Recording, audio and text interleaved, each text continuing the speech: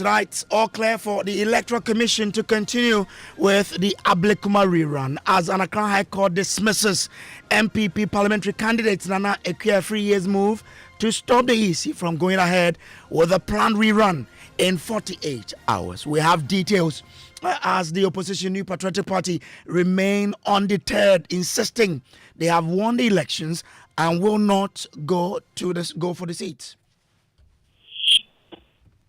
Election that we have won, and we will prove to the good people of Ghana that we have won the elections, and whatever is happening together with the Electoral Commission, I believe that the NDC should be explaining that. What's your next line of action? You wait when our next action is ready, we will make it publicized for you.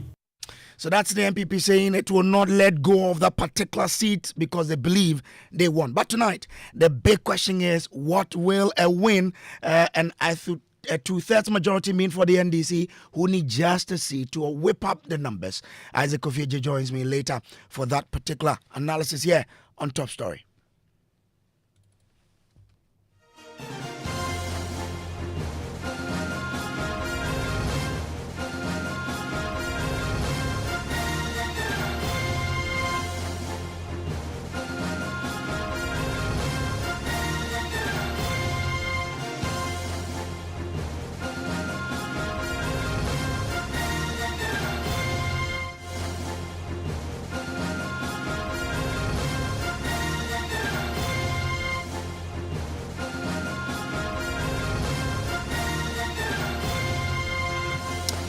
Well, tonight, an Accra High Court has given all clear for the Electoral Commission to continue with planned rerun of elections at 19 polling stations in the Ablekuma North constituency. The New Patriotic Party at a news conference on Tuesday announced their decision to boycott the July 11 election, citing the Electoral Commission for violation of electoral regulations and contempt of court. The parliamentary candidate who filed that case on Monday was in court today and with another lawsuit asking the court to place an injunction on the planned rerun and compel the EC to, for the second time, not only go back and finish with a collation, but also respect the court's own directive of January 4, 2025. But the court presided over by Justice Ali Baba Abutere disagreed and dismissed the case. Legal Affairs correspondent Kweku Asante joins us live with some details. And this, Kweku, you were in court. But give us the breakdown of what the court's decision was.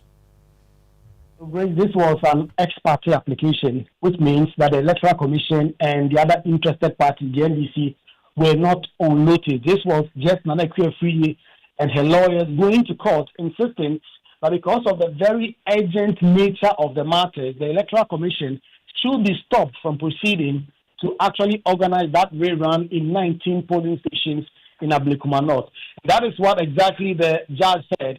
Gary Nimaku made the point forcefully that the judgment that was given by another high court in January of this year was to the effect that the Electoral Commission should proceed to conclude the collation of results in Ablekuma North as well as other constituencies that were involved in this matter, and that the decision by the Electoral Commission to actually go ahead and organize fresh election in those 19 polling stations were clear breach of the orders of the court at the time, and the Electoral Commission did not have the power to do so.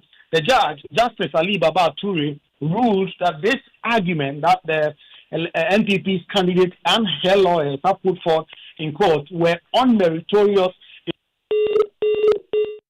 Unfortunately, we'll raise Kweku Asante there again, but and get some more reactions on this surely. First, General Secretary of the NPP, Justin Kojo, has been given some more justification on why they decided to boycott the election on Friday. And this same election is the one the NPP's candidate for Ablekuma North wanted to stop, but the court disagreed. Kweku, you were making a point when the line tripped. Well, yes, I was making the point that the judge, after listening to the argument of Gary Nimaku to the effect that the Electoral Commission was in breach of the High Court order for the EC to conclude the collation of results in Ablekuma North by deciding to hold fresh election in 19 polling stations.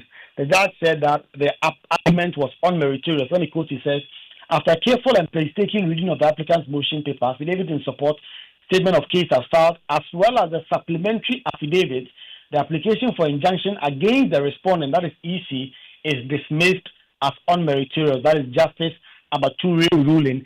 the substance of the argument of the judge is to the effect that when you balance the convenience, the Electoral Commission is the body that has been given the power to organize election. And if they so decide that they are going to hold election, then they must do it. And if ultimately the substantive action that has been filed by the NPP parliamentary candidate were to succeed, damages will suffice to actually satisfy whatever damage she would have suffered in this regard, brief. So does that mean that this does not have any correlation whatsoever or any sort of impact on the case they filed on Monday?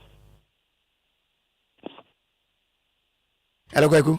Hello. I wanted to understand whether this case has any impact on the case they filed on Monday. Okay, but the General Secretary of the NPP, Gyasi Kojo, has been speaking on this, and he says one of the primary reasons they have is the EC's inability to keep their word to finish the coalition process, and that they simply cannot trust the EC in this instance. Listen to him. I'll go back to the pronouncement by the court on January 4th, 2025. The court made an explicit pronouncement that EC, we are giving you an order of mandamus. Go and collate the standing police stations and declare the results. The court never said, go and do a rerun. So there's a difference between go and collate and go and do a rerun. So but if that's the case, the EC should be in contempt of court. Exactly, that's the point. But why are you not in court making the case? That is the point. So why are you not in court making That is the point I'm driving at. No, but why are you not in and court that making is why we are in court. But you're not in court making a contempt of court argument. But do you know do you know the details of our writ? At least from what I've read, it's first of all an interlocutory injunction. Yes. So to stop the EC so from proceeding. do you know other strategies that we have put in place? You tell me. So I'm telling you, we are in court, and the EC has been cited for contempt. The EC has been cited for contempt of court because the directive from the court was explicit. Go, collate, and declare. And you cannot vary the order of the court. Even if in any case you had even legitimate concerns that the directive that the court has given is unenforceable, the only remedy is to go back to the court to get a further directive or a varied directive.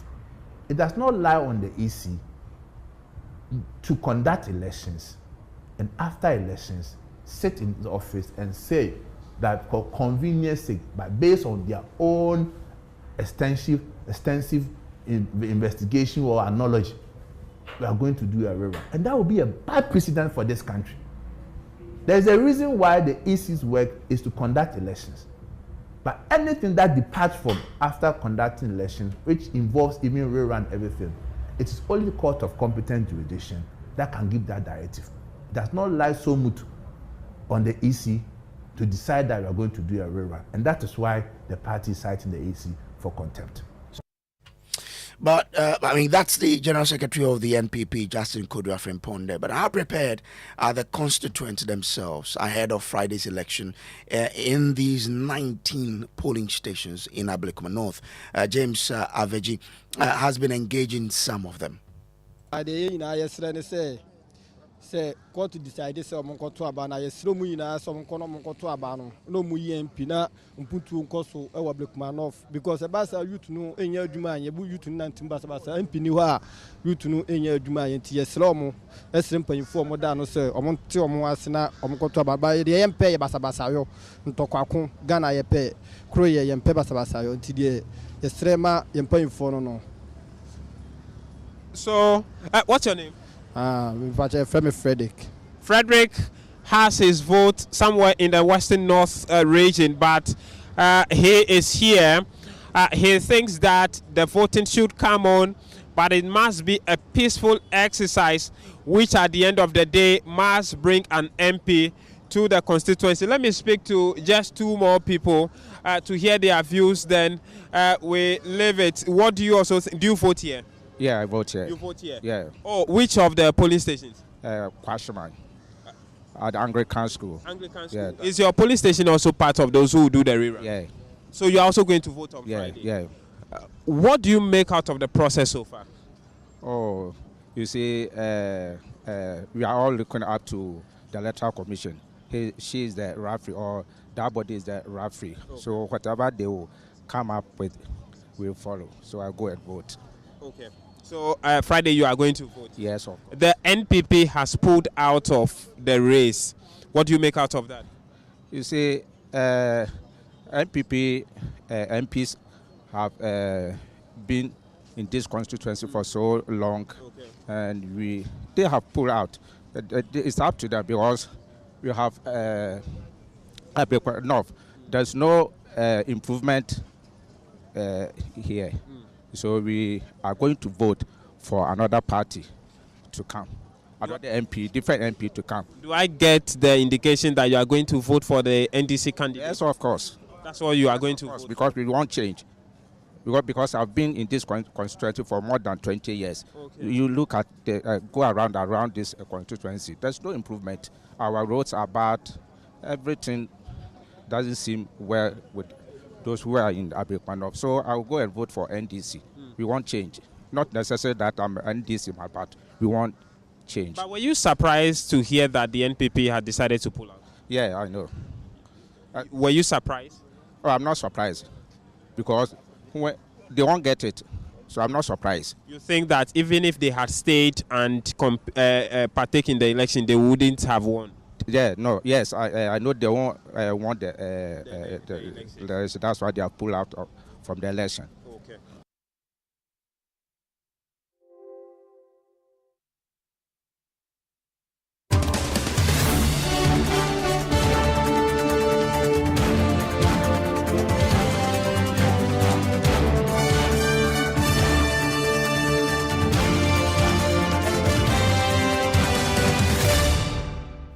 So it's a good time now to bring in people who matter to this particular debate. And this is Top Story, brought to you always by Telecel Connect and Energies.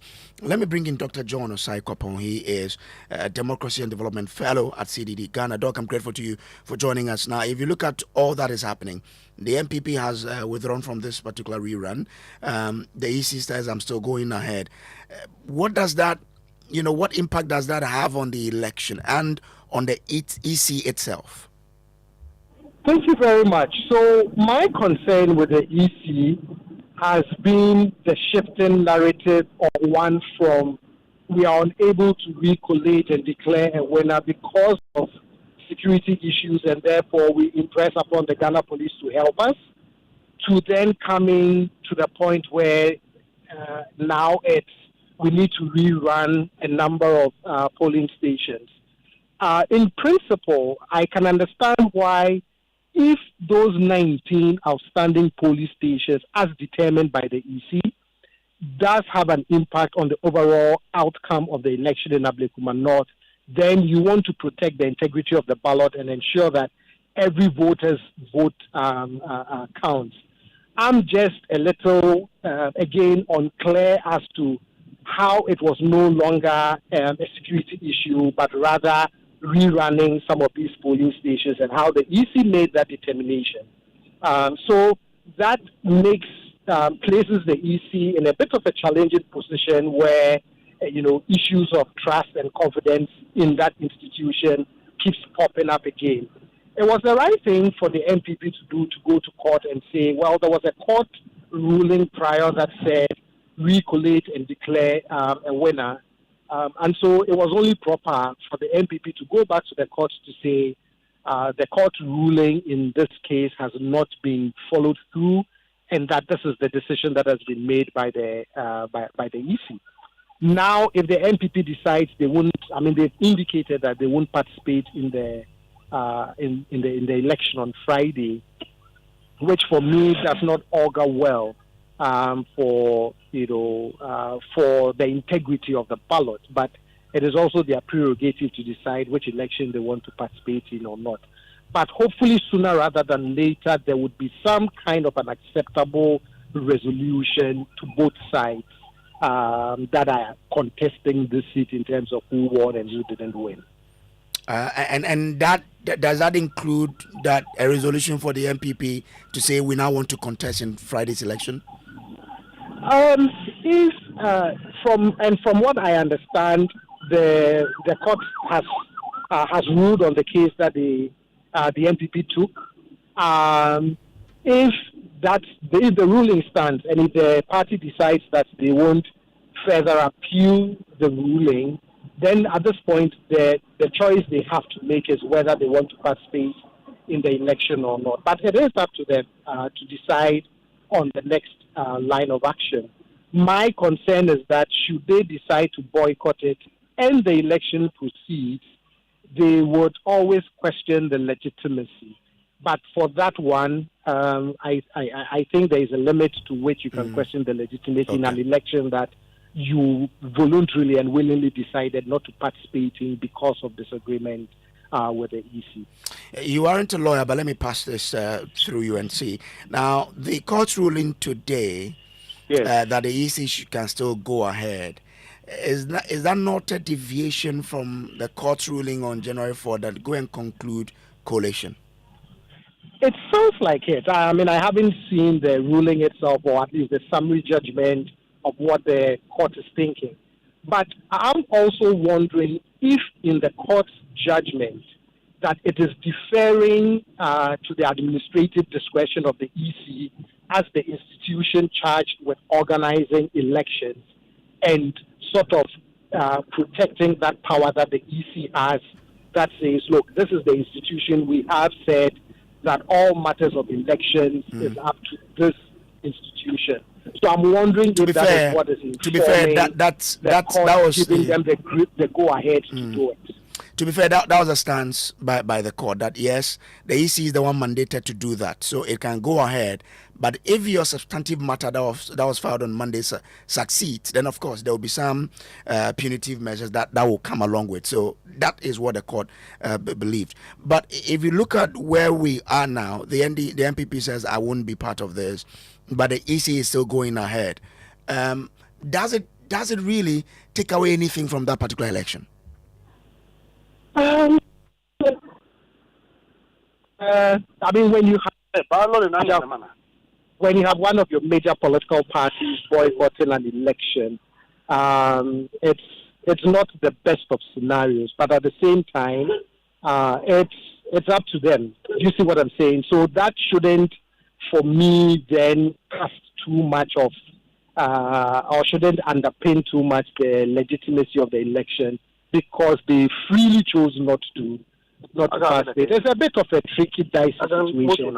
I would hope that the EC would have been able to work with the political parties to come to some amicable solution, But at this point, it looks like the EC is going to go ahead and assert its constitutional powers of organizing elections, and it's essentially saying to the political parties, we are going to move ahead. You can be part or you can choose not to be part. All right. I'm grateful to you. Dr. John Osai Kwapong is Democracy and Development Fellow, CDD Ghana.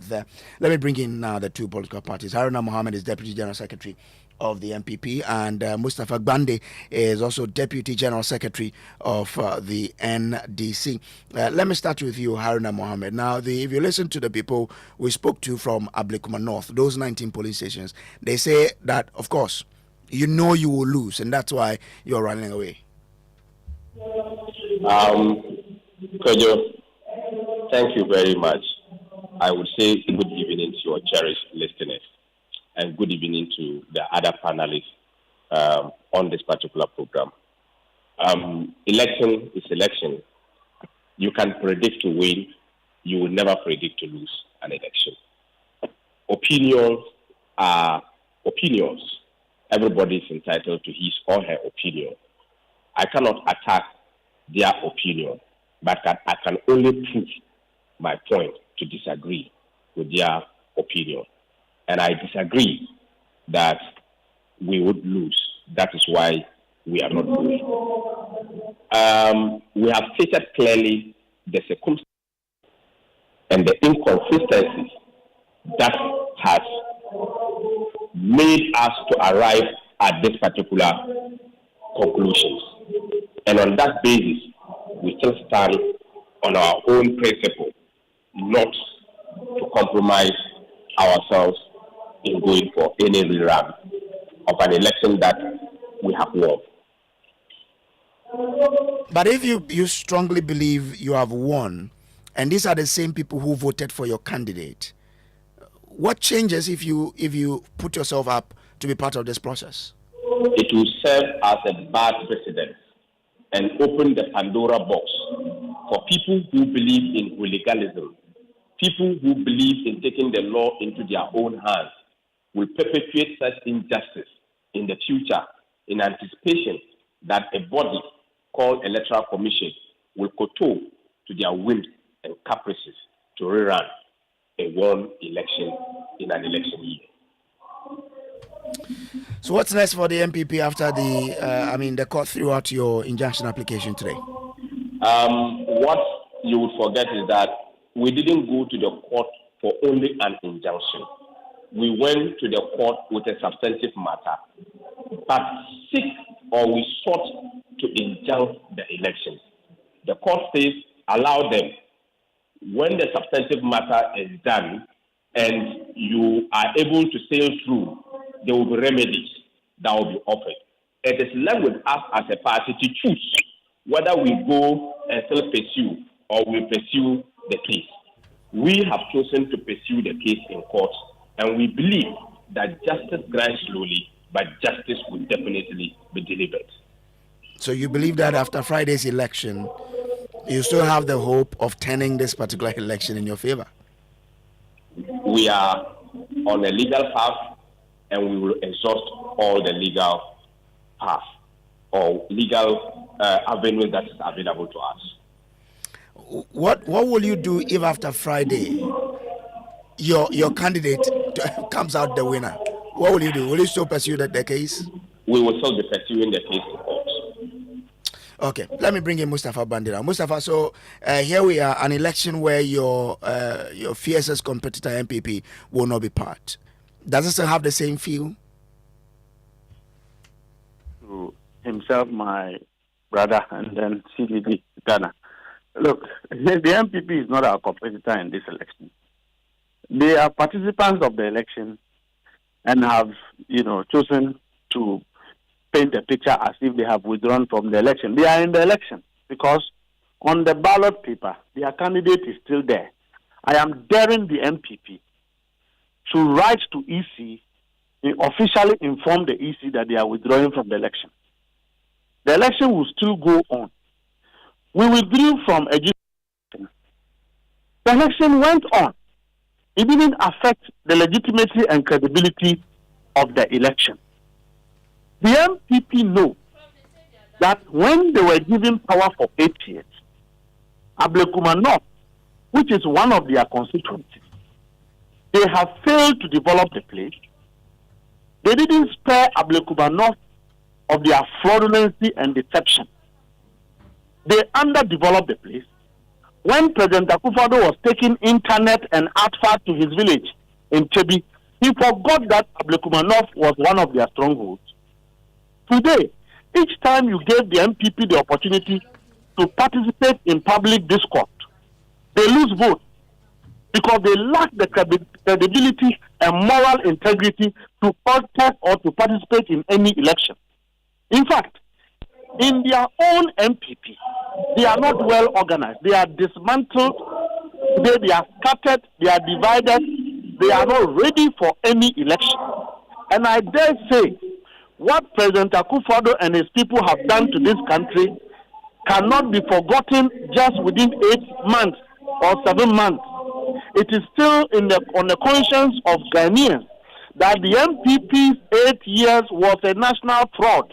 For that matter, the suffering of the Ghanaian people is still fresh. It can be forgiven, and the MPP will be paid for it.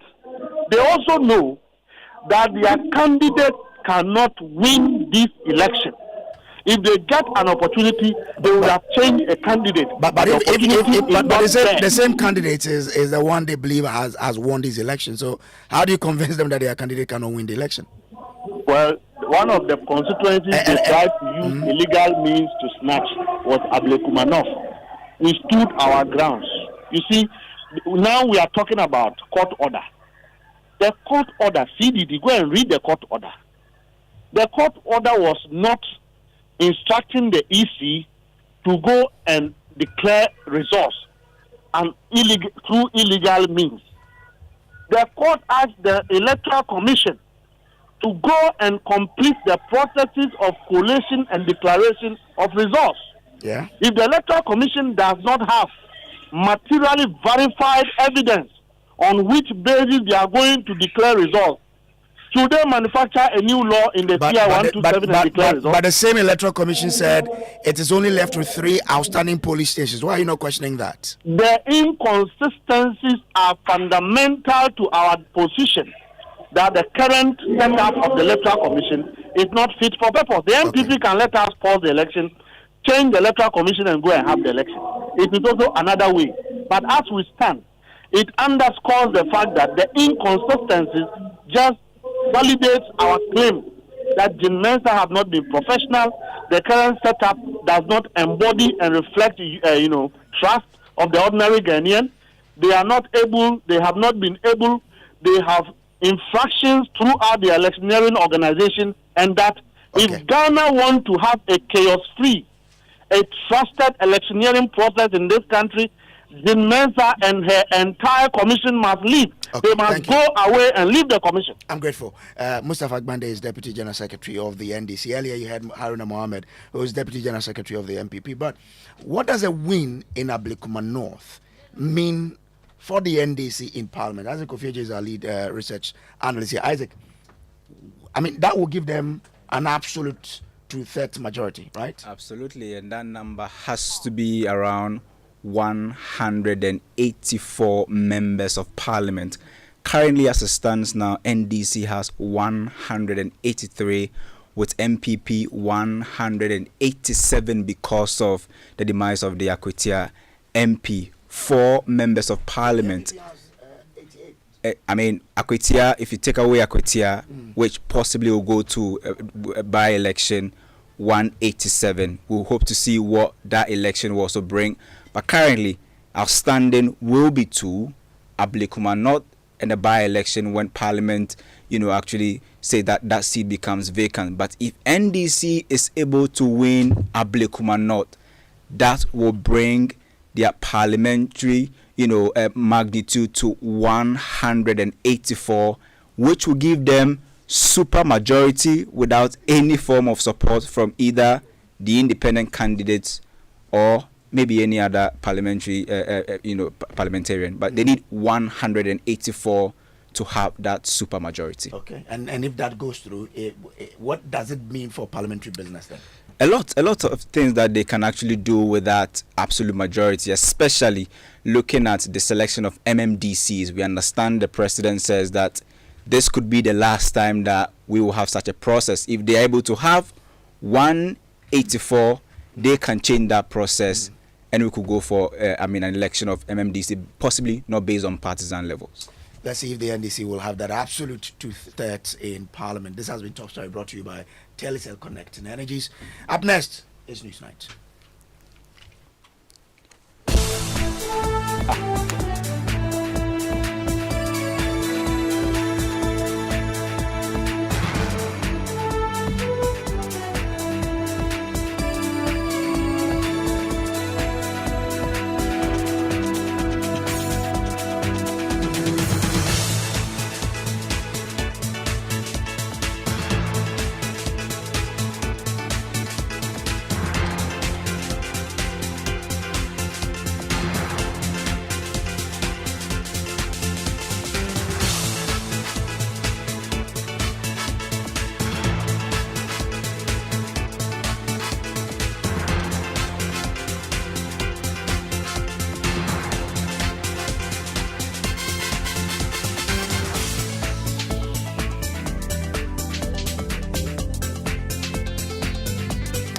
Hello, good evening, and welcome to Newsnight. The news is live on Joy 99.7 FM in Accra, Love 99.5 FM in Kumasi, and on over 30 affiliates across the country. Well, coming up tonight, Foreign Affairs Minister Samuel Okudzeto-Ablakwa sets record straight in controversial reports suggesting that Ghana compromised its stance on a crucial UN vote on anti-LGBTQ. We have more as the minister is also facing criticisms by the minority for allegedly lacking tact and mishandling foreign relations.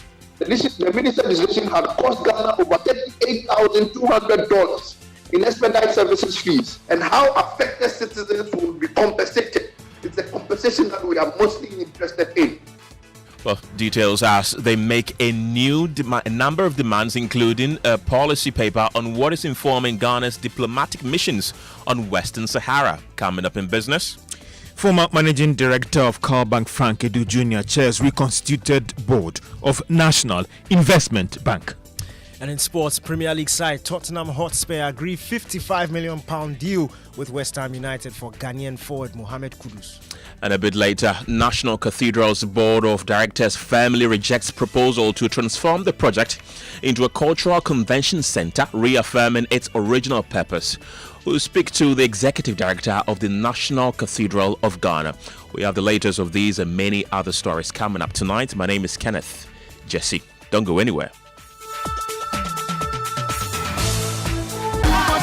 Small money day, big money day, where too much money day. Telecel Too Much Money promo drop. If you dial *500#, then join them. For the Telecel Too Much Money promo inside, you will win 100 Ghana cedis cash for the daily draws, 20,000 Ghana cedis for the weekly draws, then 1.2 million Ghana cedis for the grand draw inside. That be 1.2 million Ghana cedis. You for just reload airtime, then get points where they make you win. Make you dial *500# or go the Telecel Play app top. Then book inside riders give the Telecel Too Much Money promo. Terms and conditions apply. Telecel, connecting energies. This promo will be NLA way they regulate them for the Caritas Lottery platform top. Couldn't sleep at night. Mosquitoes will be whining in my ears, bugging me all night long. Till I got a remedy. Now I'll be spraying them away with holy insecticide spray. I go spray them away with holy insecticide spray. When I sleep, me down with holy insecticide spray. Holy mosquito coil, holy multi-purpose insecticide spray. Ghana Kron Kron. For bulk purchase, call 0302 681582. This advert is FDA approved. When shopping for a dress, you say, of course, the low burst line, a little tight by the hips, covered sleeves, off shoulder, definitely. But when buying anti-malarial drug, you say, is it not malaria? Give me whatever is available. Choose your malaria drugs the same way you choose your dress. Always ask for Coartem. It's also available in cherry-flavored dispersible tablets for children. Don't gamble with malaria. Choose right. Choose Coartem. If symptoms persist after 3 days, consult your doctor. Malaria testing should be done before treatment. This advert is FDA approved. This August, thousands of pastors, believers, ministers, and seekers from across the world gather in an atmosphere of powerful teaching, worship, and impartation. A divine encounter that will shift your ministry. It shall come to pass that if thou shalt hearken diligently to the voice of the Lord, which is the leading of the Holy Spirit, the Lord will set thee on high. The Give Thyself Holy Conference with Bishop Dagiwood Mills is here with us again. Block out those dates. Tuesday the 5th to Friday the 8th of August 2025 at the Anakazu campus, Mampong, Equiapem. Why would you miss this? Visit GiveThyselfHolyConference.com or call +233 531 611 975 or +233 599 776767 to register now. The Give Thyself Holy Conference 2025. 5th to the 8th of August at the Anakazu campus. This is your moment, your mission, your call. Be there.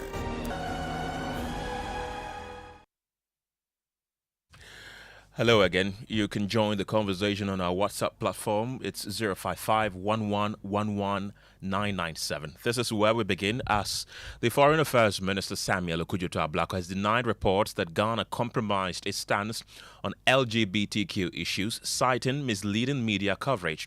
Well, according to Kojo Ablekuma, Ghana's abstention from a UN Human Rights Council vote was misinterpreted. He clarified that the motion was about extending the mandate of experts, not human rights. Mr. Ablekuma emphasized that President Mahama's administration will not deviate from Ghanaian cultural values. Let's first hear the minority in Parliament demanding answers from the minister over the abstention, which sparked a heated debate. Patrick Bouma is MP for Okaigwe Central. We were promised as a country by the government of the day that they were not going to support that activity. So we expected that Ghana should have taken a firm position on that. And I was a bit surprised to have seen that Ghana abstained. So we'll be asking the Minister of Foreign Affairs and representatives of government as to why Ghana abstained. I intend filing a question to understand the basis of the abstinence. Thank you. There are those who say that Ghana has always been non-aligned with some of those stances, and maybe it was just diplomacy at play, and Ghana just did not want to play out its cards. What do you make of that? Oh, we've been non-aligned on particular foreign policy matters. There's not a foreign policy matter. There's a cultural issue, value issue, constitutional issue, things that are alien to our culture and our well-being. And if you read our constitution, our cultural values are part of our constitutional establishment or provisions. So we thought the government, having been very firm, loud during the campaigns, ought to have sent the right message to Ghanaians that yes, we campaigned that we're not going to accept those tendencies, and that when we get the opportunity to be in government, we are going to ensure. So it was a clear opportunity for government to demonstrate to the world her position on this very important matter. So that was the MP for Okaigwe Central, Patrick Bouma. Meanwhile, speaking at a brief commissioning ceremony for Ghana's new representatives for UNESCO, Foreign Affairs Minister Samuel Kojo Ablekuma said President Mahama will not support values that are alien to Ghanaian culture. Human rights. And we have made it very clear that President Mahama, this government, and indeed the Ghanaian society, the larger Ghanaian society, is vehemently opposed to LGBTQI. So there is no way our envoys in Geneva will vote to support LGBTQI. The vote was about the independent experts' mandate in terms of violence against women and violence against people of various sexual orientation.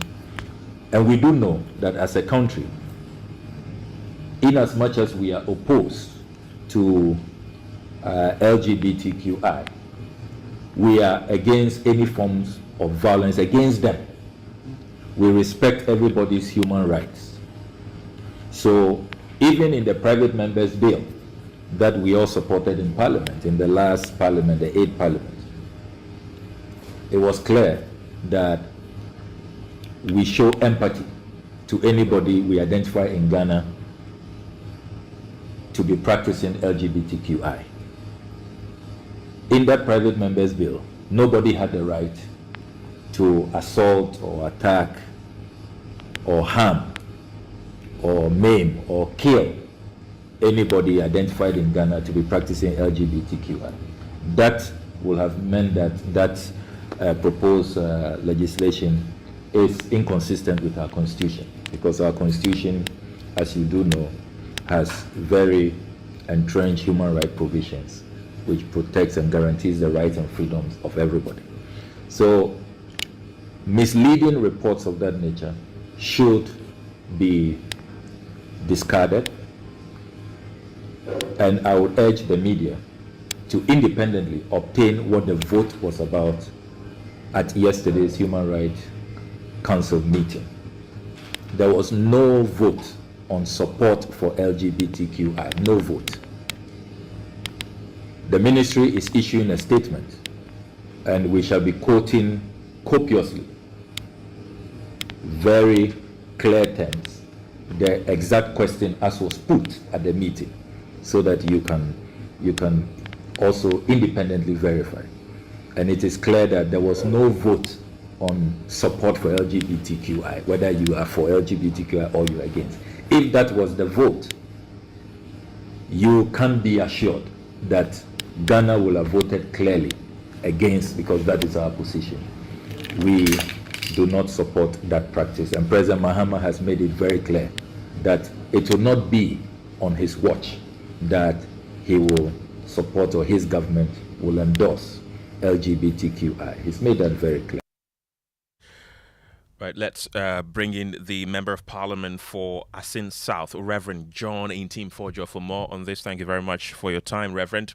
You've heard the Foreign Affairs Minister say that it wasn't an abstention vote on LGBT rights. Do you have any evidence contrary to what the Minister said?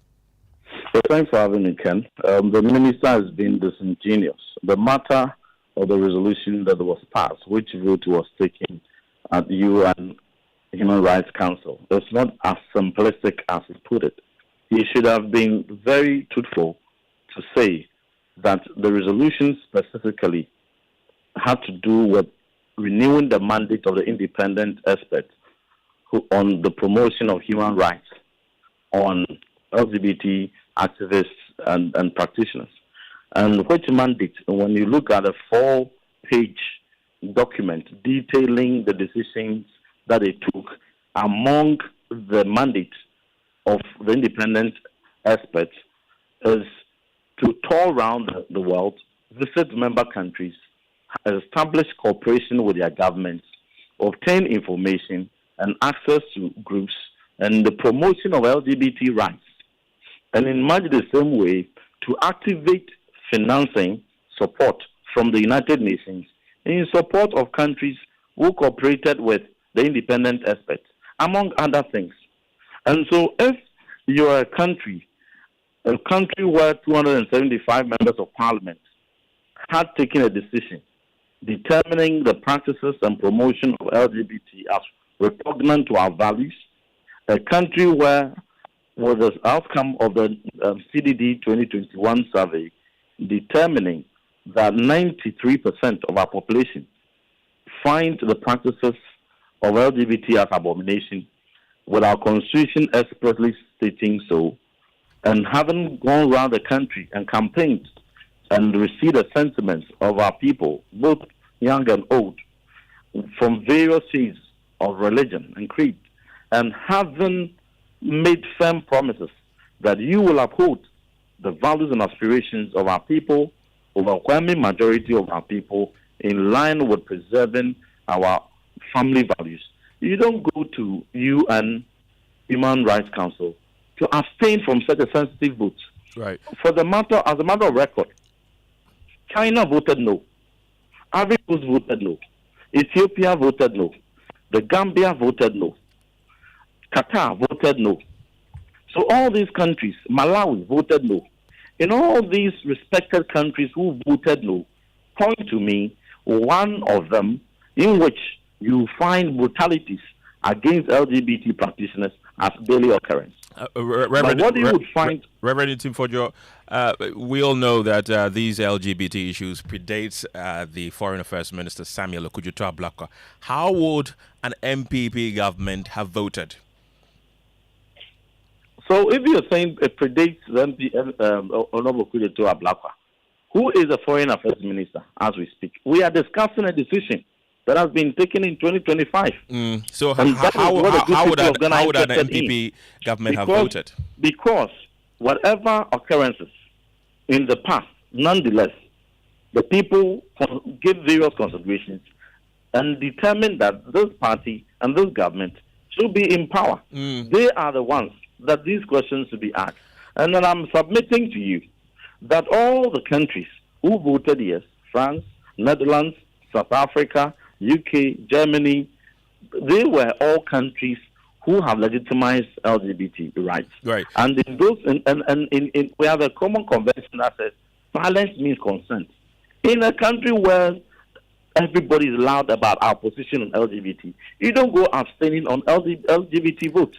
Reverend, I'm saying that it predates him because this has been an issue that even a bill was signed in Parliament and President Akufo-Addo did not assent to it. So many are wondering why the sudden shift of the opposition MPP. That's what I'm asking, that a current MPP government, what would you have done? Let me put on record. Let me put on record that you are aware the first member of Parliament to have raised a statement in Parliament on the issue of LGBT, myself. And when this matter of human social rights private members bill came in, I was very instrumental in it. My government was in power. Whenever some embassies overstepped and were emboldening LGBT groups and certain resource centers, we were quick to bring the attention of the media and national security. You assisted, we raided and stopped those operations and those activism. Now, when the bill was passed, even whilst we were in the passage processes, you are witnesses to all the plethora of legal challenges that certain individuals and CSOs filed. None of them was a member of MPP. When the final determination of the suit that was challenging the transmittance of the bill from Parliament to the President for assenting, it was December 18th. You have it as a matter of record. And so when the bill was passed, you have it on your record, on your show. You captured it, your correspondence captured it. I was one of the very first who urged the President on the day, President Akufo-Addo, to assent to the bill. So our position on this has been consistent. And the circumstances leading to it not being assented to is a matter of public record. And you, as a media, are the first people come to set the record straight. And so if someone campaigns around the nation that I will come and sign the bill, I will assent to it without hesitation, and it comes to power, and later changes the narrative to say curriculum should cure LGBT matters.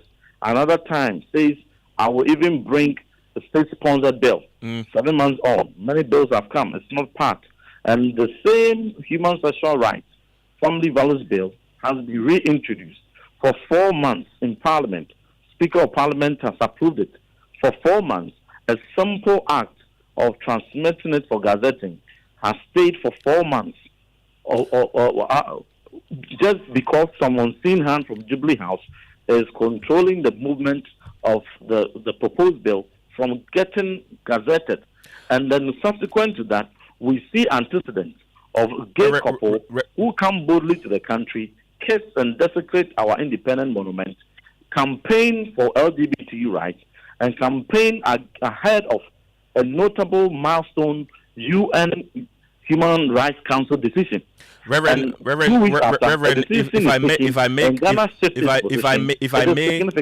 if I may come in here, so is that to say that this vote that we absented from, although Kojo has clarified that it wasn't on LGBTQ rights, but do you seem to suggest that this seems to show that even if that bill is eventually presented before Parliament, the President will not assent to it, the anti-LGBTQ bill? No, I leave that to the determination of the President. But you see, you must obtain a copy of the resolution. Read it, and for the benefit of your listeners, because I have read it, and everything about it is on independent experts on LGBT whose mandate is to go around countries promoting the rights of LGBT, lobbying, activating financial mechanism support for countries, those who cooperate with them. And I'm telling you, you know the activism of LGBT and the mechanisms they use around the world, the promotion, the activism, the sinister agenda. Everybody knows about it. And so you don't say that for the fact that it wasn't a simple question as many that are against LGBT say no, or as many that are for say yes. No. And there's a reason why Ivory Coast voted no. Yes. There's a reason why Ethiopia, the headquarters of AU, voted no. There's a reason why China voted no. Okay. There's a reason Malawi voted no. So get to the bottom of it and read the full resolution, and you will come to understand that it's not as simplistic as the government wants to mislead the country. Okay. There's a complete reneging on their position, and they have misrepresented the position of Ghana on LGBT matters. Okay, Reverend John Intim-Fojo is the MP for Asin South. Thank you for your time this evening. Let's still stay in the House because the minority in Parliament is grilling Foreign Affairs Minister Samuel Kojo Ablekuma over his handling of foreign relations, slamming him for lacking finesse. Well, they are also seeking compensation for those hit by the closure of the Washington consular office, adding fuel to the ongoing government opposition standoff. Well, first, let's listen to a deputy ranking member on the Foreign Affairs Committee, Nana Afua J.I.A. Says Honorable Samuel Kojo Ablekuma assumed office on the 7th February 2025. The minority and Ghanaians globally have observed and witnessed a troubling drift away from the traditional area I mentioned. The first lap will be on the chip-embedded passport program, an initiative fully conceived, contracted, and financed by the previous Afua-led administration. After Cabinet approved in August 2024, the outgoing government secured supplier credit, completed all testing, and formally launched the project on 2nd December 2024. When the new minister staged a costly relaunch on the 28th April 2025, an event that alone cost the taxpayer $1.2 million. It failed to increase printing capacity or paper supply. Within 8 weeks, the passport office was sitting on 32,467 unprinted applications. 68% of applicants had waited more than 8 weeks, despite paying for 15 days express service. You can also get this on the Passport Office Situation Report, 20th June 2025. Now, over 1.4 million times, this video I'm talking about was viewed over 1.4 million times, showing mothers missing scholarship deadlines and traders stranded without travel documents. The relaunch solved nothing. It's merely a rebranded work that has already been done and diverted scarce resources away from service delivery. Let's talk to our resident parliamentary correspondent, Kweku Asante, who is joining us on the telephone lines for more. Kweku, they also talk about the closure of Ghana's embassy in the U.S. and hardship it occasioned for Ghanaians in America. Tell us more. Well, yes, Ken, according to the deputy ranking member, there were so many persons who had their passports locked up at the embassy at the time the foreign minister ordered the closure due to the alleged fraud perpetrated by staff at the embassy. They say it occasioned so much hardship for so many people, persons who are traveling for very important business and family social relation issues, all lost real money among others, for which reason they are demanding compensation for those persons. By 26 May 2025, the embassy doors were closed and 437 confirmed applicants for the week had been cancelled. Among the stranded was Mrs. Adjoa Mensima, whose plea for the return of her passport so she could bury her grandmother went viral within hours. The minister's decision had cost Ghana over $38,200 in expedite services fees and forced at least 112 travelers to miss their connecting flight. Stranded consular protocols calls that for sanitation of the front desk and continuous skeletal consular protocol calls. But the minister instead closed a spectacle of closure or issued a spectacle of closure that punished the innocent and embarrassed the state without explanation. The mission reopened on the 30th of May 2025, and the matter has since been shrouded in silence. But the last time the minister appeared in Parliament to recount the issue while he closed the embassy, the Parliament, particularly minority, requested for the report. And up to now, the minister, if you recall, told the whole House that he would present the report just the next day. He told Mr. Speaker, until now, it's been weeks, we've not even seen the report. Kweku, they also discuss some other issues and make several demands. Which are those? Particularly relating to the very thorny matter of the Western Sahara, they claim that the government has been flip-flopping. They want a specific stance from government on that diplomatic issue, as well as a host of other demands that the deputy ranking member does make on the foreign minister and government in extension. The public audit of passport programs, costs, supply chain, and backlog data within 14 days. 2. The consular report detailing who authorized the Washington shutdown and what legal basis, and how affected citizens will be compensated. It's a compensation that we are mostly interested in. A policy paper laying out Ghana's current position on Western Sahara, including a diplomatic assessment that informed the Rabat communique. And lastly, an emergency response framework, travel advice, hotlines, and evacuation protocol for Ghanaians in our neighboring states where conditions are uncertain, beginning with Togo. Parliament will be asking, or will ask as a matter of urgency, that the Minister for Foreign Affairs in the next sitting address these following matters. In the meantime, we call on all journalists, civil society groups, and every concerned Ghanaian to insist on transparency.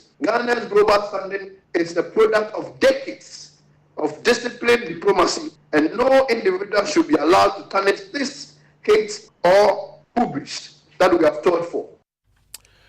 Let's still stay on the telephone lines and speak to Nana Asafu Ejai, who is the Deputy Ranking Member on the Foreign Affairs Committee in Parliament. If you can hear me, thank you very much for your time. So, with a plethora of issues that you've outlined against the Foreign Affairs Minister, are you giving any timelines for these issues to be addressed? Well, there's some we have. Let me first and foremost thank you, and then appreciate your time and greet your listeners.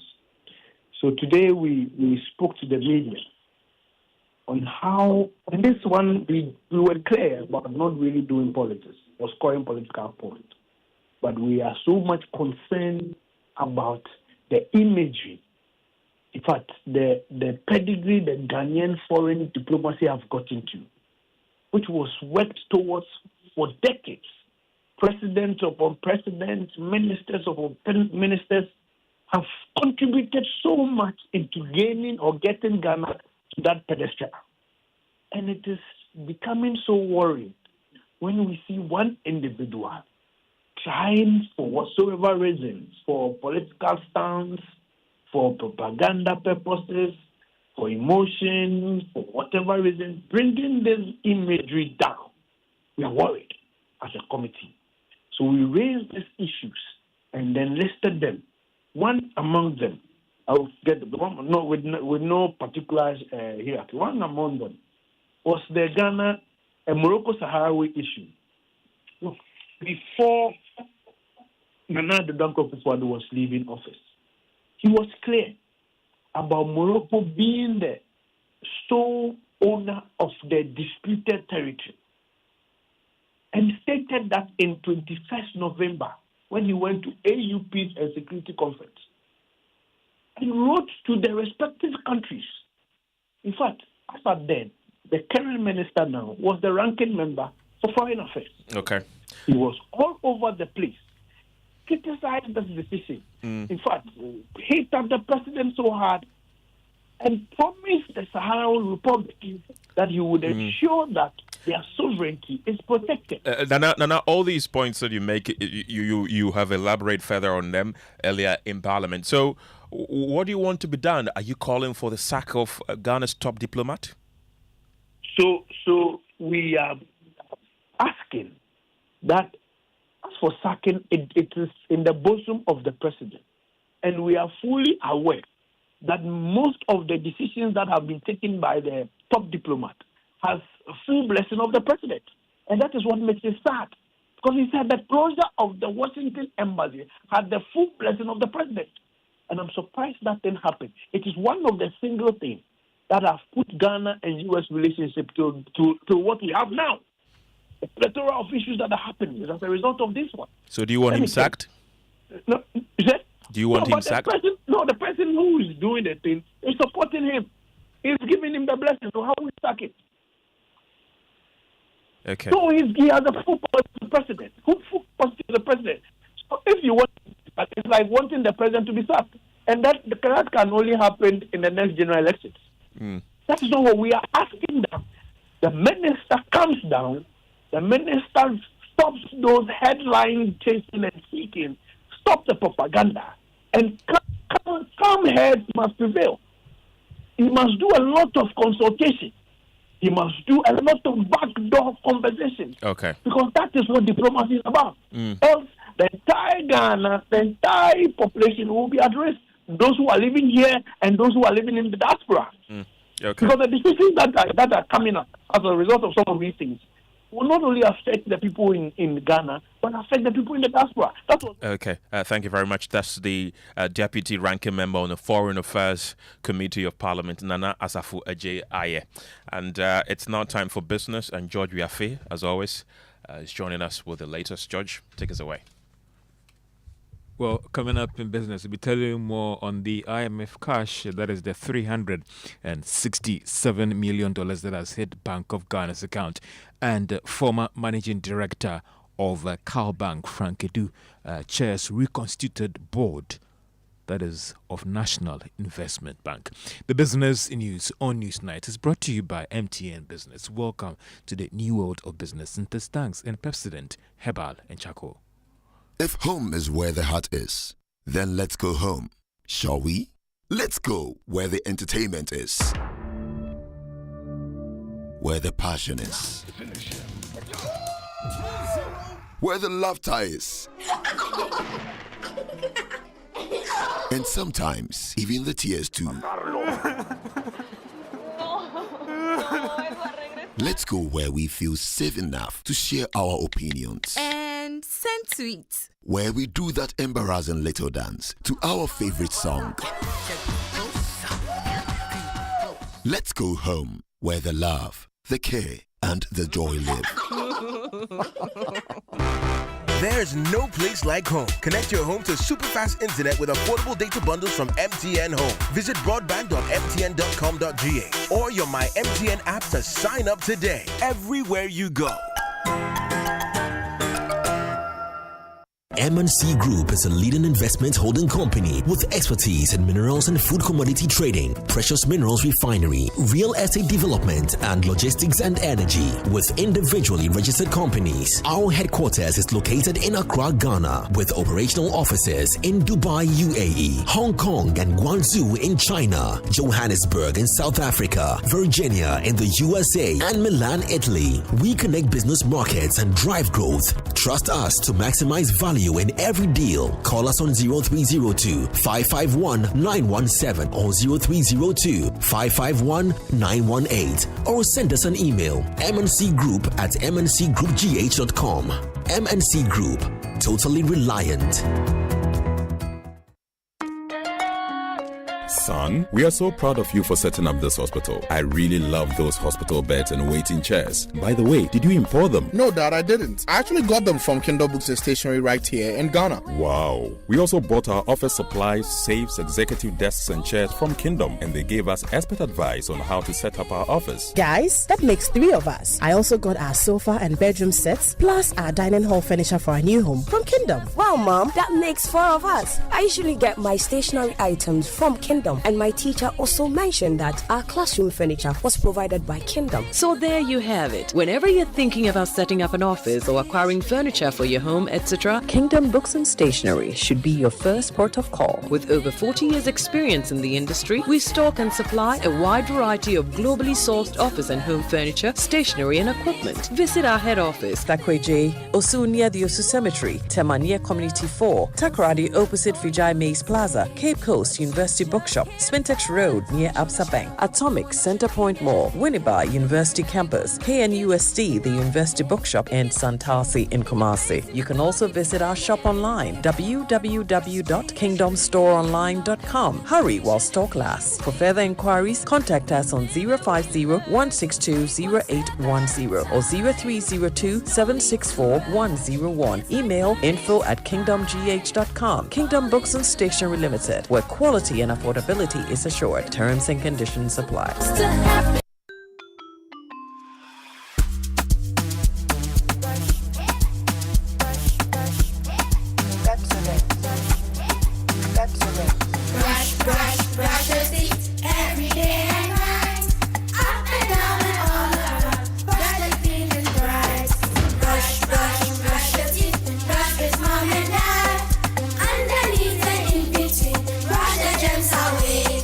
Pepsodent, cavity protection. For 10 times stronger. This advert is FDA approved.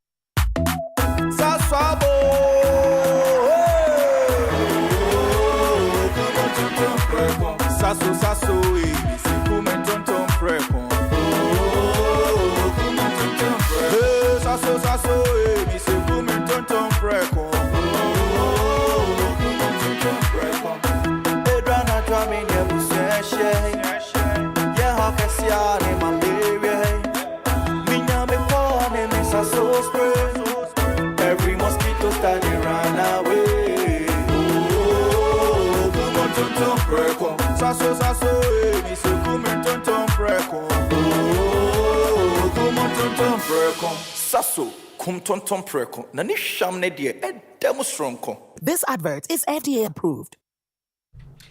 You welcome back to Business on Newsnight. Now, the much talked about IMF cash of $367 million has finally hit Bank of Ghana's account. Joy Business understands the funds came in today. There is more in this report. The amount, although marginal, may still go a long way to improve the Bank of Ghana's reserves. The April data released by the central bank showed that the country's international reserves was about $10.6 billion, representing 4.3 months of import cover. However, President John Mahama, at a recent engagement with members of the Council of State, revealed that Bank of Ghana's international reserves may have reached 6 months of import cover. For some, this could also help in stabilizing the cedi, as this may help in dealing with fears that the local currency's current performance is not sustainable. For the Finance Ministry, this may provide some fresh cash to finance some projects identified in the 2025 budget. This is because the Bank of Ghana will take the dollars and give the cedi equivalent to the Finance Minister, Dr. Atuforsen, to finance those critical projects in the budget. And that is a Business Desk report. Now, in another story, former managing director of CalBank, Frank Edu Jr., has been appointed as the new chairman of the reconstituted board of the National Investment Bank. Mr. Edu was today sworn into office by the Finance Minister, Dr. Atuforsen, together with 6 other members. The Finance Minister promised that the bank will operate with the independence and professionalism that it deserves. Dr. Atuforsen also announced that government has recapitalized the bank to help it play its rightful role in the economy, a story that was done by Joy Business a few days ago. Now, another story, the Ministry of Energy has maintained that measures have been instituted to ensure a stable power supply this weekend. And this is despite the planned maintenance work by Italian oil firm Eni that is this Sunday. There is more in this report. The Energy Minister, John Jinapor, at a program earlier this week revealed that there could be some challenges with power supply this Sunday. This is due to the maintenance works that will be carried out by Italian oil firm Eni. Joy Business is learning that Eni's gas supplied is already processed, so it sends it directly to the various power generating firms. But the Energy Ministry in a statement again argued that some of these proactive steps that they've taken will effectively ensure that there is stable power supply in the country. The ministry in the statement also announced that the maintenance works will go a long way to increase the national gas supply by some 30 million standard cubic feet per day. This will eventually push total supplies to 270 million meters standard cubic feet by day. This, the ministry says, is a key step in bolstering our energy infrastructure and ensure reliable energy supply for the nation. And that is a Business Desk report. Now, founder and senior partner at business law firm that is AB & David Africa, David Fosidoti, has linked the persistent high prices of goods in the country to the deeply rooted social mindset, which he describes as key driver of Ghana's inflation. Now, speaking at the 15th annual general meeting of the Ghana Association of Savings and Loans in Accra today, Dr. Fosidoti called for prudent policy interventions to help deal with the situation. I agree that monetary policy rates and the rest do affect inflation. But I do think that there are certain basic things about our behavior that affect inflation perhaps more that we need to look at. One example I always give is why second-hand cars, which are parked by the roadside and which have not been bought for 4 or 5 years in the rain, nobody reduces the price to sell. It is clearly a society whose psyche is such that we never reduce the price of anything. It doesn't matter whether it's being demanded or not. So a large part of our inflation is mindset. Dr. David Ofosudote is founder and senior partner at business law firm AB and David Africa. Now, total assets of the savings and loans company for last year grew by 30.6% from the 7.4 billion Ghana cedis to 9.6 billion Ghana cedis ending December 2024. Now, global professional services firm EY Ghana has officially launched its 25th anniversary celebrations in Accra. The milestone marks a quarter of a century of providing distinguished financial services in the country. Emmanuel Dekolo is the country managing partner of EY Ghana. Continue to drive transformation in our business. Tech, AI is the next thing that is happening, the sustainability. So what we've done is to build capacity to support businesses, drive in that direction. Any business that is not moving with the pace of technological change, with the pace of sustainability requirement is going to be left behind. So what we've done is we've built capacity within our firm, within our network firm, to be able to support businesses to deliver on these mandates going forward. And of course, a series of activities have been lined up to engage clients, stakeholders, and community throughout the country when it comes to EY Ghana. Now, Trade, Agribusiness, and Industry Minister Elizabeth Ofosudote has inaugurated boards of 3 separate institutions in the sector. Now, they are Ghana Export and Import Bank, that is Exim Bank, the Ghana Investment Promotion Center, and the Ghana Standards Authority. Now, the 10-member board of the Ghana Investment Promotion Center is chaired by the former local government ministry, that is Akwesi Oponfosu. One, Dr. Joseph Nyakute, that is, will be the chairman of the Exim Bank, and Dr. that is Hudu Butari will be handling actually the Ghana Standards Authority. Now, inaugurating the board, the trade minister charged members of these 3 institutions to make the after relevant to Ghana. We also want you to work very hard in the area of Africa Continental Free Trade Area because it's our best bet. We need to do a lot of standard harmonization because once we harmonize our standards with other countries, it makes the trading with those countries very easy under the Africa Continental Free Trade Area. So your task is enormous.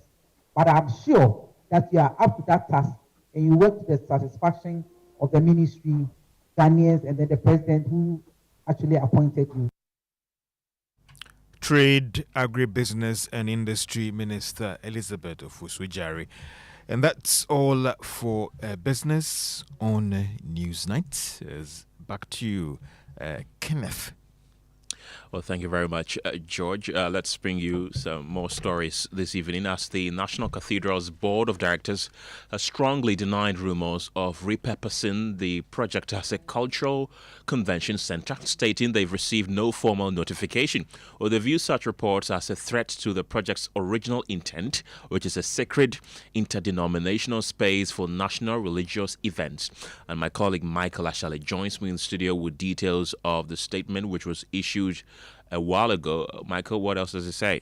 Well, the board insists that the site for the National Cathedral was gifted by the state to the National Cathedral of Ghana, incorporated as a company limited by guarantee, with a deed to the land transferred to the company. The suspension of construction was due, it says, largely to a lack of funds, as well as politicization and vilification of the project that affected fundraising. It continues to say that the National Cathedral is not an abandoned project. Currently, it says a pathway to the completion of the project through a process of depoliticization, statutory accountability, and the development of a state-church society partnership to raise the needed financing is currently under discussion. The board says it remains fully committed to this process and to the completion of this critical infrastructure, which will serve as an interdenominational sacred space and a, quote, family house, a unifying platform for all Ghanaians of the Christian faith, as well as an interreligious space for the broader Ghanaian community, Ken. Thank you very much, Michael. Let's do some sports now. Let's go straight into the stories and let's start with the Joy Sports Invitational scheduled for August 9 at the University of Ghana Stadium. And the 2024 edition may not have ended well for Piva Beverages, with silverware just out of reach. But the beverage giants is heading into this year's tournament with renewed focus and fierce determination. Speaking ahead of the event, Chief Executive Officer Frank J. Mensah issued a bold statement of intent, making it clear that his team means business in this year's edition.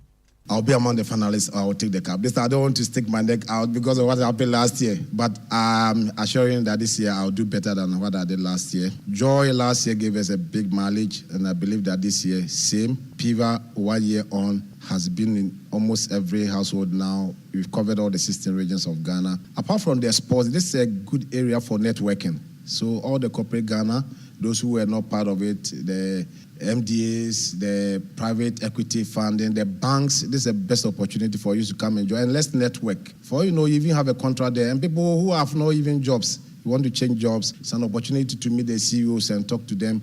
Who knows? Yeah, the Chief Executive Officer of Piva Beverages, Frank J. Mensah, speaking there. To join the Joy Sports Invitational 2025, call Slevin on 054-010-6466. To some transfer news, and Tottenham Hotspur have agreed a £55 million deal with West Ham to sign midfielder Mohamed Kudus. The Ghana international is now set to have a medical before signing a long-term contract.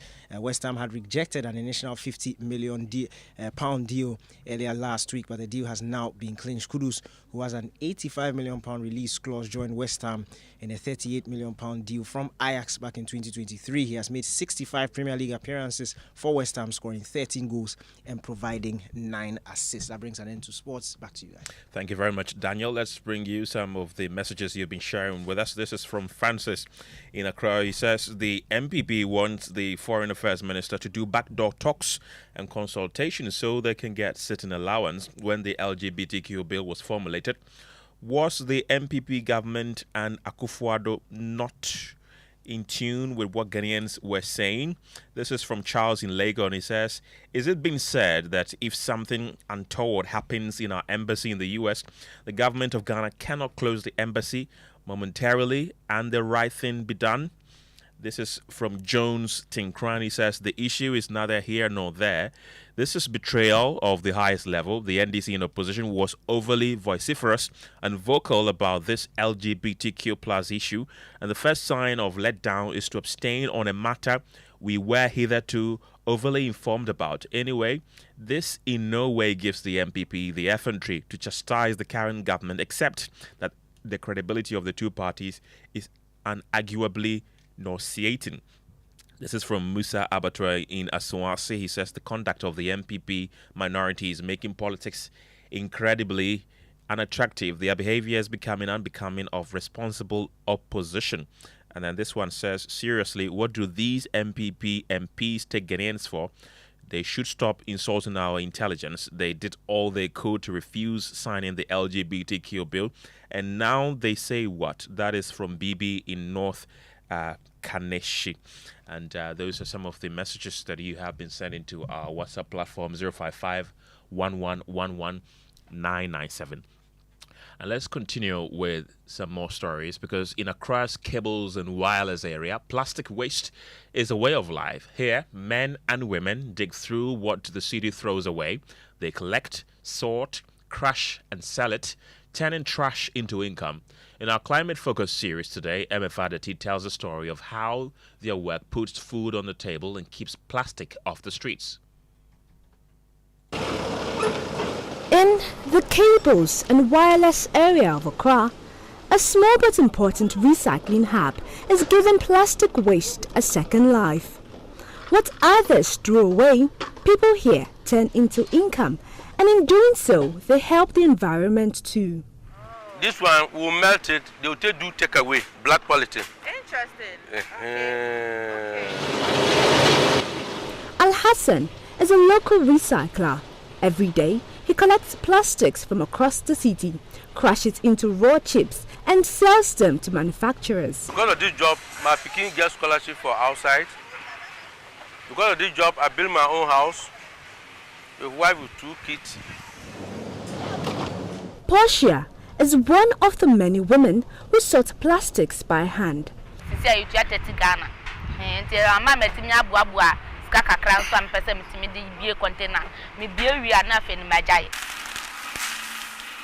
Nana Kofi Hinaku, who runs Star Plastics and Alinko, buys recycled plastics to produce household and construction items. I have a lot. If I'm producing, I have sewa plate, I have sewa bowl, I have a drawer, I have Christodia, I have wache plate. I've named it in Ghanaian way because I'm not going to do it some like the Chinese people, they'll write chin chon chon on it. We have all the company who is doing this rubber bowl, rubber bucket, they are blacks. Take away all our people are doing it because of this job. Plastic that once choked gutters and landfills is now raw materials for building, packaging and household essentials. Their effort may be small scale, but they are making a big difference in reducing pollution and protecting the environment. MFA Aditi's report for Joy News. Climate Focus is brought to you by Joy News in partnership with Youth Bridge Foundation, bridging gaps for positive youth development, and the Climate Development Knowledge Network. Now, President John Mahama has tasked district assemblies to strictly enforce sanitation bylaws, particularly those targeting open defecation. Speaking at the launch of the 2025 Voluntary National Review of the UN Sustainable Goals, the President stressed buildings lacking proper sanitation facilities should not be granted permits. It is unacceptable that in 2025, open defecation persists in parts of Ghana. This is not just a public health issue, it is a matter of dignity and equity. Our sanitation crisis is not caused by lack of knowledge, but by gaps in investment, enforcement, and community engagement. We must move decisively to eradicate this scourge. And when you talk of enforcement, all the district assemblies have in their bylaws that you can't get a building permit unless you provide sanitation and toilet facilities in the building. So how come people have to go out to, what do they call it, free range, And the most disturbing thing is some people say they enjoy free range better because you get some air conditioning at your rear end, And so the district assemblies must enforce their bylaws. Nobody should be able to build without sanitation facilities in the building. Meanwhile, sanitation advocates who have welcomed this directive say a monitoring policy would aid the effective implementation of the directive. Listen to WASH technical specialist at World Vision Ghana, Yao Ataahi, who wants a desk set up to assess monitoring. Many of the challenges we have in the space of environmental sanitation have to do with behaviors. And once we are able to change our behaviors, we'll be able to address many of these challenges. And it comes with such directives. At least once it's coming from the president, you can be sure that many of them, even if not all of them, many of them will begin to act in ways that will address our sanitation challenges. So we are excited. Going forward, I think that civil society organizations should be interested and should be following up. I mean, all of us are going to ensure that we monitor these MMDAs to ensure they are able to comply. Apart from that, I think the presidency should also take keen interest. There is one thing giving a directive and another getting the directive complied with. And so maybe there should be a desk, a monitoring and evaluation desk, which will ensure that on a regular basis, we are able to assess the progress being made and even publish them for all Ghanaians to see. And I'm also happy that the minister has hinted that he is going to introduce what he calls the league table, MMDA sanitation league table. And that way, we'll be able to know which MMDAs are doing well, and for those who are not doing well, what support can we provide them so they can also catch up. And so for me, these are exciting times. We just, hope that these will be complied with and that Ghana will become clean and safe again. So the assemblies, they have the overall development of their districts in their hands. Others can support, but the real responsibility lies with them. But I believe that having made it a key performance indicator, many of them, or all of them, will be interested in ensuring that their districts, their municipalities, and their metropolitan areas are clean. So that is Yao Ataahe, who is the wash technical specialist at World Vision Ghana. Let's also hear from Al Hassan Yemisa Benduri, who's monitoring and evaluation officer at the Upper East Regional Environmental Health and Sanitation Department, who wants sanctions applied to defaulting assemblies. It was not implemented is the fact that there is no that effective monitoring mechanism to ensure that people who bring their permits to for approval comply. Now, it would have been very well implemented if the assemblies issue what we call a habitation certificate. The habitation certificate will be issued after an inspection is done to ensure that the facilities that are supposed to be there in the house are all present. For instance, the toilet facility, your bath, kitchen, and other sanitation auxiliary facilities that are supposed to be available for effective and efficient habitation of human beings. But that is what is not always done when it comes to permit approval. So the good thing is that the sanitation management has been decentralized, and so they will have enough resources to empower the officers who are supposed to verify that this house has been built and they have all the facilities done. And the assemblies need to take an opportunity to include all this in their bylaws so that they can fix a fee on it. If you build a house without the toilet or without a toilet in the house, you can be charged. And that is also another way of generating internal revenue to the assembly. In other stories tonight, limited access to comprehensive sexual health education has been identified as a key contributing factor to increasing rate of HIV infections in the country, particularly among young people. President Mahama has therefore advocated for the urgent need for a youth-led national conversation on HIV prevention. We'll hear from the president shortly, but first, let's take a look at the statistics. And my colleague Michael Ashali once again joins me in the studio with more. Michael, what are the current statistics regarding HIV infections in Ghana? Kenneth, a 2024 report by the Ghana AIDS Commission revealed that 15,290 new HIV infections were recorded in that year alone. Of these, 4,732 cases involved individuals aged between 15 to 24. Those are quite alarming figures. So how do these compare to previous years, for example? Well, we know that there has been a gradual increase in the number of new HIV infections, particularly among key populations such as men who have sex with men and female sex workers, Ken. Okay, and let's now bring you some NSMQ stories. And the race to the Central Regional NSMQ crown is already heating up with St. Augustine's College and Infantsipim School already booking their sports in the finals, where two more schools are yet to join them as the battle for the remaining slots continue.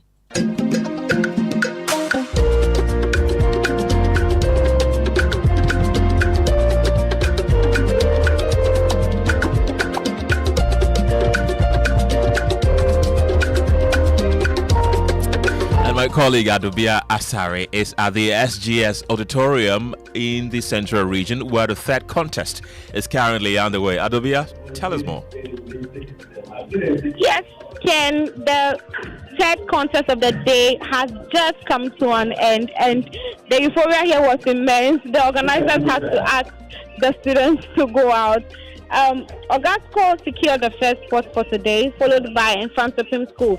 Now, the Infantsipim School's contest was very, very hot because they had to go through a lot just to overthrow the reigning regional champions at the Cathedral College.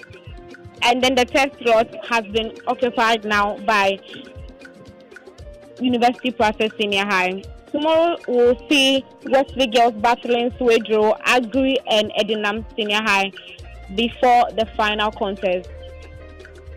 Adobia Asare there, thank you very much. That's it for News 9 tonight. My name is Kenneth. Gyasi, thank you very much for listening. But up next is Strong and Sassy, and Akofa is here. Akofa, what are we discussing tonight? So today we are putting the spotlight on impact makers. We're basically celebrating them, and we're doing so or having that conversation with Portia Dunbar. She won, at the Just and the Joy News Impact Makers Awards. So yes, we'll be speaking to her, find out what motivates her, what keeps her going, some of the challenges she faced while embarking on this journey of hers, and then we'll get into some more details on that one. She indeed deserves the spotlight. Take us away. Absolutely.